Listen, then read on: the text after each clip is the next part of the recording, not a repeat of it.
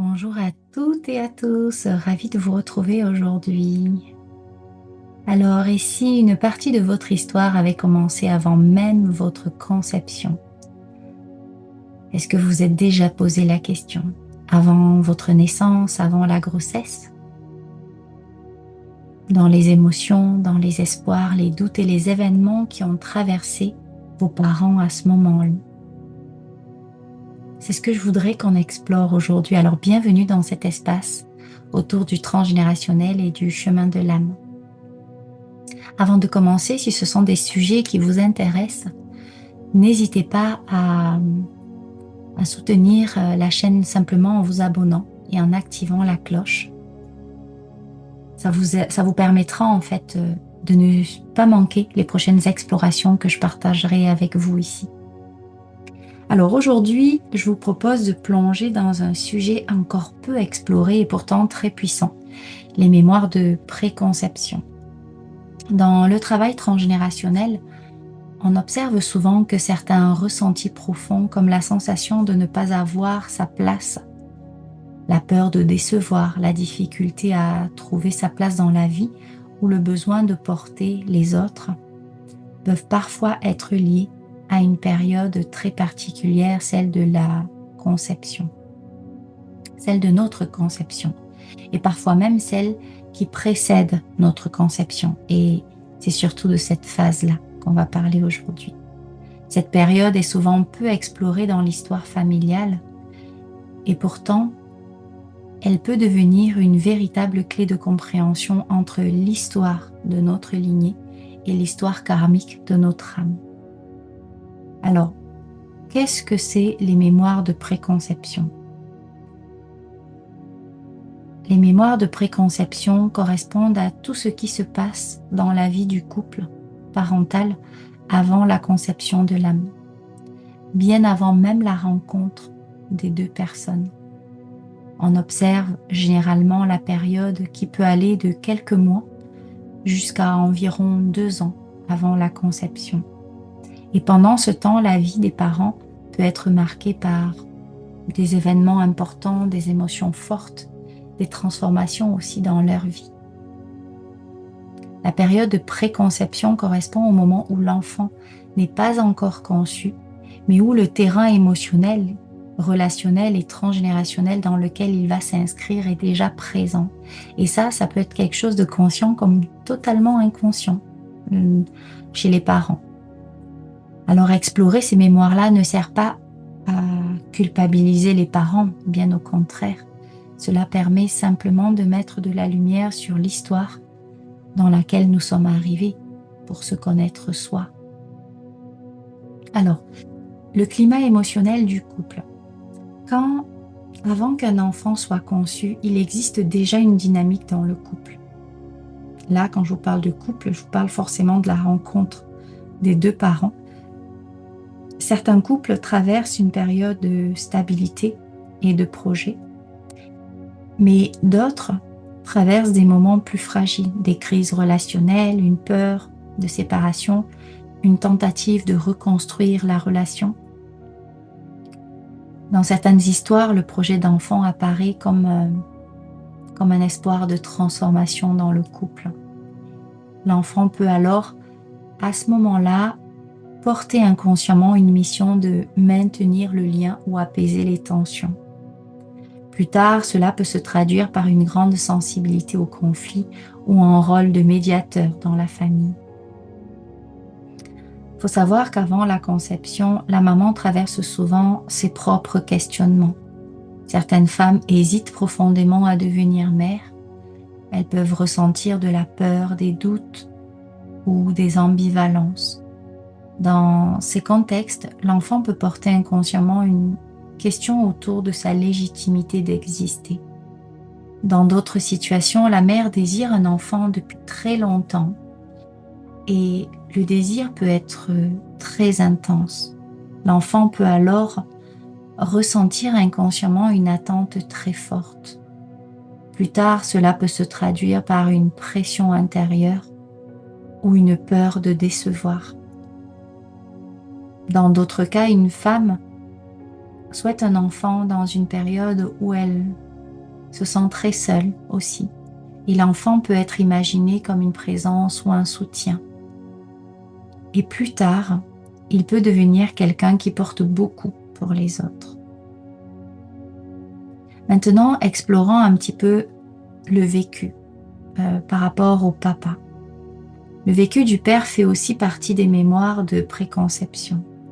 Un homme peut ne pas se sentir prêt à devenir père et il peut ressentir de la peur, un sentiment de responsabilité très lourd, voire des incertitudes dans sa vie.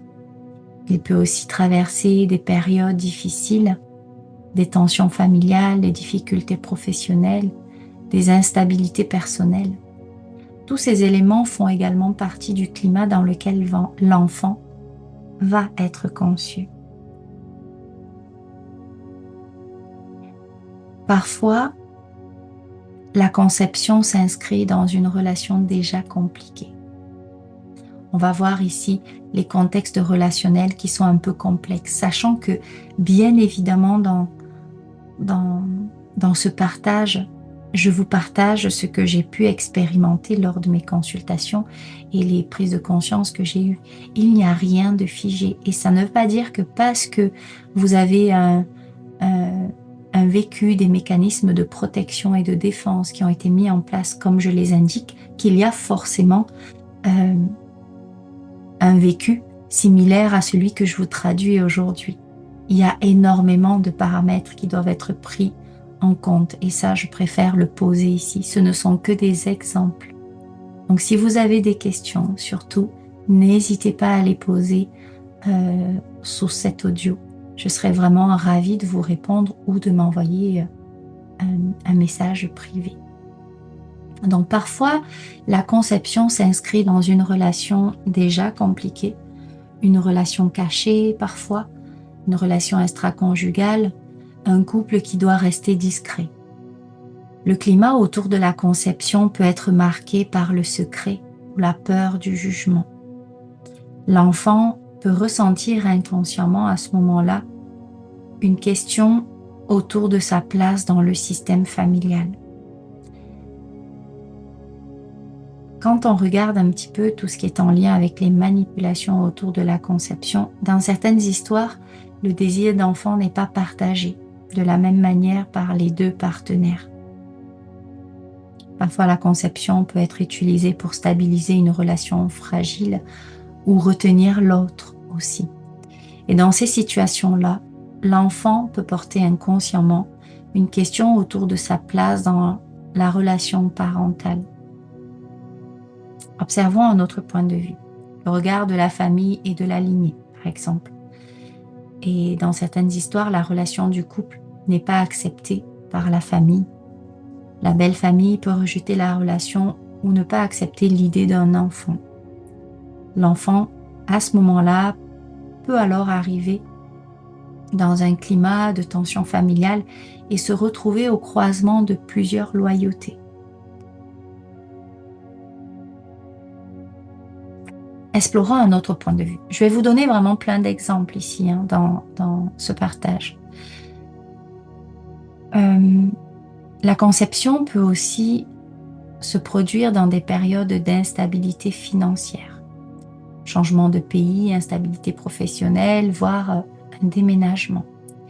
Ces contextes-là font partie du climat dans lequel l'enfant arrive. Et lorsque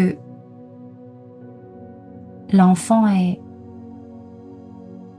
arrive dans ce climat-là, il peut y avoir la notion d'insécurité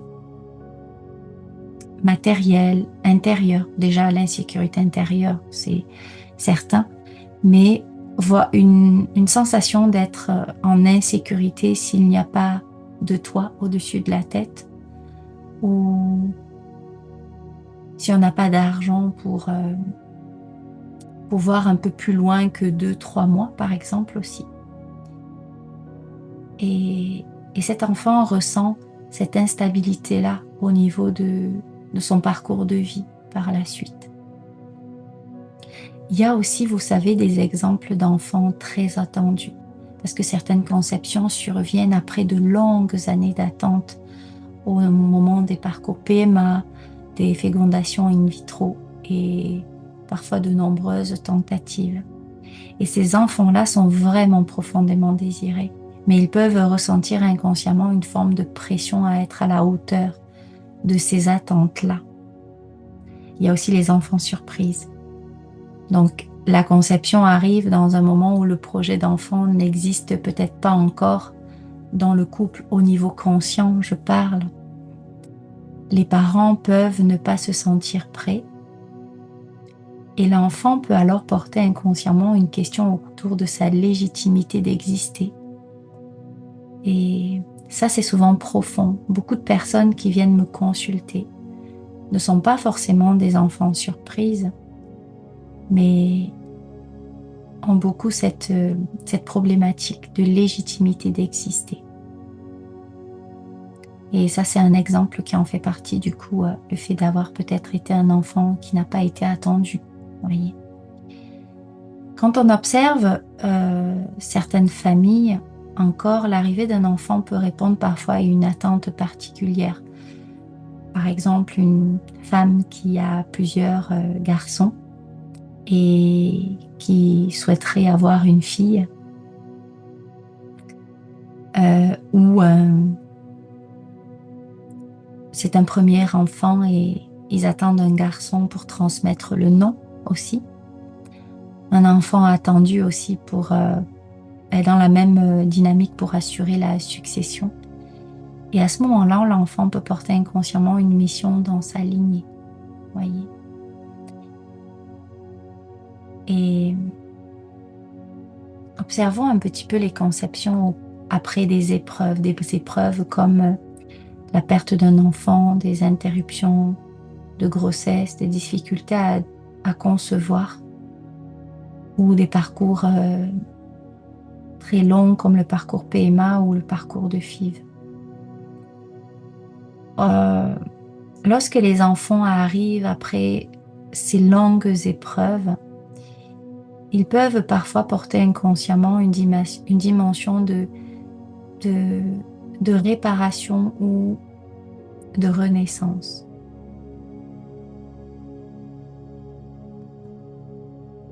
Il y a d'autres exemples que j'ai envie de vous partager, celui notamment au niveau des contextes de violence dans la lignée.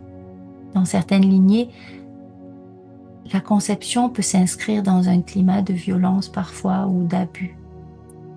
Même si la conception se produit à un moment précis, le climat existait déjà dans l'histoire familiale et ces enfants-là portent souvent une grande sensibilité émotionnelle, mais ils peuvent aussi porter une grande capacité de transformation dans la lignée. C'est plutôt ici quelque chose de positif, mais ce qui peut ne pas l'être, c'est parfois le sentiment pour l'âme de pourquoi j'ai choisi de porter autant de poids, de fardeau. Et ça peut souvent être une question qui vient beaucoup frapper sur la mémoire, la blessure d'injustice, voyez. Donc, les empreintes que l'on peut porter, les différents contextes peuvent se traduire par certaines empreintes. Ce que j'appelle empreinte ici, c'est ce qui persiste après les faits ou après le ressenti émotionnel. Donc il y a la question de la légitimité d'exister, la peur de décevoir, l'hyper-responsabilité, la difficulté à trouver sa place, une grande sensibilité émotionnelle, un besoin très fort de sécurité, mais parfois recherché à l'extérieur au lieu d'aller dans la recherche intérieure de sécurité. Le fait aussi de vouloir jouer le rôle de médiateur dans la famille et ce sentiment très profond d'avoir une mission dans la lignée. Et quand on observe les répétitions dans la lignée, dans le travail transgénérationnel, certaines dynamiques se répètent de génération en génération. Certains ancêtres ont parfois vécu des contextes similaires avant la conception de leur enfant, comme si certaines histoires en fait cherchaient à être reconnues et transformées, mises en lumière en fait, parce que ce qui est conscient n'est plus subi. Les blessures profondes de l'âme comme l'abandon, le rejet, la trahison, l'humiliation et l'injustice, certaines empreintes peuvent aussi entrer en résonance avec ces blessures-là, vous voyez. Donc il y a aussi le choix de l'âme. Dans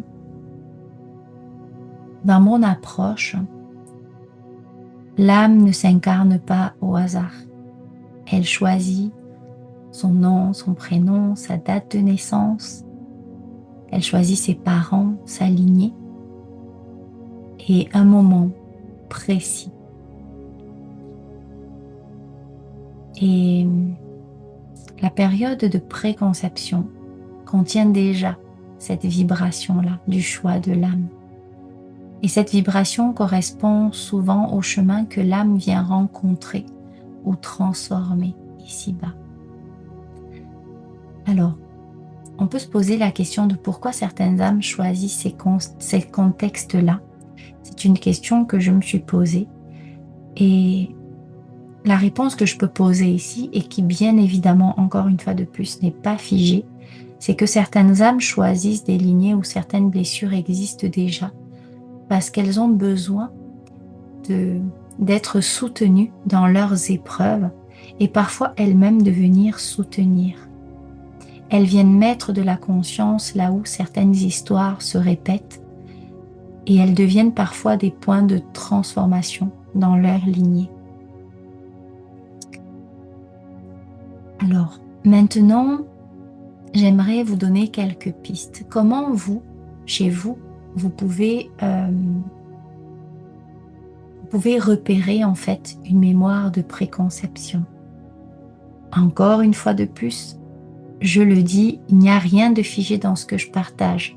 Il y a des contextes qui doivent être pris en compte dans votre histoire personnelle, bien évidemment. Ici, ce ne sont que des exemples pour essayer déjà de conscientiser certaines choses qui pourraient remonter à votre conscience. Donc, si c'est mis en lumière, compris, ce n'est plus subi.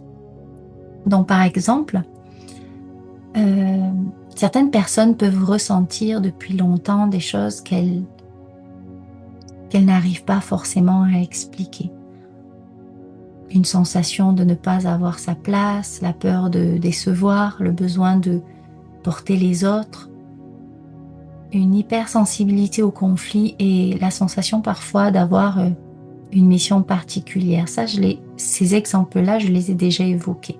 Et ces exemples-là peuvent être des indicateurs qu'une mémoire de préconception est active. Mais ce n'est pas seulement parfois ça. D'accord? Je tiens bien à le préciser. Ces ressentis peuvent parfois être liés au climat dans lequel, du coup, la personne est arrivée dans sa famille, mais pas que. Il peut y aussi avoir des mémoires transgénérationnelles, des mémoires en lien avec la fratrie. Donc, en général, souvent, la sensation de place est en lien souvent avec la fratrie. Donc, il est intéressant d'aller regarder les mémoires de conception, de préconception, de naissance ou autres. Alors, comment explorer maintenant les mémoires de préconception? Si c'est vraiment un sujet qui résonne pour vous, vous pouvez commencer à explorer cette période-là, comprendre comment allait le couple de vos parents avant votre conception. Vous pouvez poser les questions à vos parents. Bien évidemment, ils vous donneront ou ils ne vous donneront pas des informations, sachant que de toute façon, vous ressentirez dans votre corps comme étant validé ou pas. C'est important d'écouter son corps à ce moment-là. Vous pouvez observer les événements importants dans la famille à ce moment-là. Vous regardez, par exemple, comme je vous disais, ça peut prendre une fourchette Vous comptez votre date de naissance, vous enlevez 9 mois, qui est la période du coup de conception, et ensuite vous pouvez aller de ces 9 mois-là à 3 ans derrière, vous voyez, pour comprendre un petit peu comment le couple de vos parents allait, est-ce qu'ils se sont rencontrés, quelles sont les histoires peut-être qu'ils ont vécues avant de se rencontrer. Et vous pouvez aussi observer les événements importants dans votre famille à ce moment-là. Regardez les répétitions dans les lignées aussi. Est-ce qu'il y a un cousin qui est né à cette période-là? Est-ce qu'il y a une cousine? Est-ce qu'il y a eu des décès? C'est important d'observer tout ça. Écoutez vos propres ressentis aussi. Et comme je vous disais, votre corps est un très bon curseur. Lorsque vous ressentez dans votre cœur, il y a souvent comme une forme de validation. Et encore une fois de plus, je tiens à le préciser, ce type d'exploration, ce questionnement que vous pouvez avoir ou ces signes que vous allez repérer ou les réponses que vous allez avoir de votre famille, ce ne sont pas, il n'y a pas ici matière à juger. Tout cela permet simplement de comprendre l'histoire dans laquelle vous êtes arrivé. Alors, je vais vous inviter à un petit moment d'introspection. Prenez quelques instants ici pour réfléchir à la période qui a précédé votre conception. Donc 9 mois avant votre naissance. Juste là, comme ça, sans poser de questions à qui que ce soit, juste dans votre ressenti. Comment allait le couple de vos parents? Est-ce qu'ils étaient déjà en couple à ce moment-là? Il est possible que oui, il est possible que non. Et que représentait votre arrivée pour eux? Prenez un instant. Peut-être que vous le savez déjà, et peut-être que vous allez simplement le ressentir. Et une dernière question ici. Dans quel climat émotionnel votre histoire a-t-elle commencé? Il est possible que là, vous répondiez à cette question-là ou que vous n'ayez que des émotions ou une émotion qui remonte. Laissez-la venir, accueillez-la. Elle est parfois le signe en fait du contexte, justement du climat émotionnel. Votre corps vous parle, c'est important de l'écouter. Donc là, vous voyez, explorer les mémoires de préconception nous rappelle une chose essentielle. Notre histoire ne commence pas seulement le jour de notre naissance. Le jour de notre naissance et au moment de la conception, nous sommes la matérialisation des pensées, des espoirs et des attentes de nos parents. C'est un peu comme si au moment de notre conception, nous prenions matière, mais avant ça, nous sommes déjà existants, simplement sous forme d'énergie. Notre histoire commence bien avant, dans ce que je vous disais, les émotions, les espoirs, les événements qui existaient déjà dans la vie de nos parents et parfois même dans celle de nos ancêtres. Il y a parfois dans des familles où les femmes ont tellement désiré un garçon ou une fille et n'ont pas réussi à l'avoir que lorsque la petite fille vient ou la fille vient à avoir cet enfant de ce sexe-là, waouh, il y a quelque chose qui se met en mouvement dans le système familial.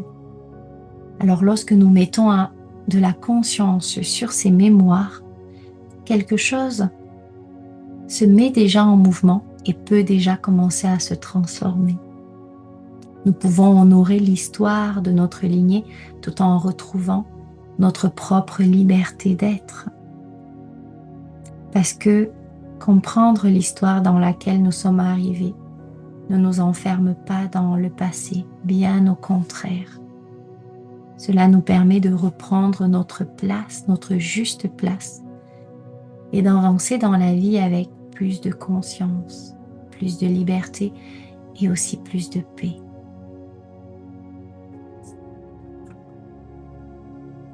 Alors, j'ai terminé mon partage. Si cette exploration résonne pour vous, n'hésitez pas à partager dans les commentaires si vous avez des questions, des ressentis.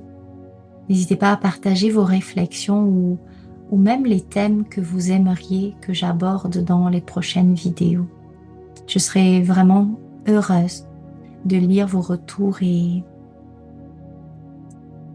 si vous souhaitez aller plus loin dans votre exploration personnelle, vous pouvez aussi découvrir les différents programmes collectifs que je propose en ligne ou bien réserver une séance individuelle avec moi.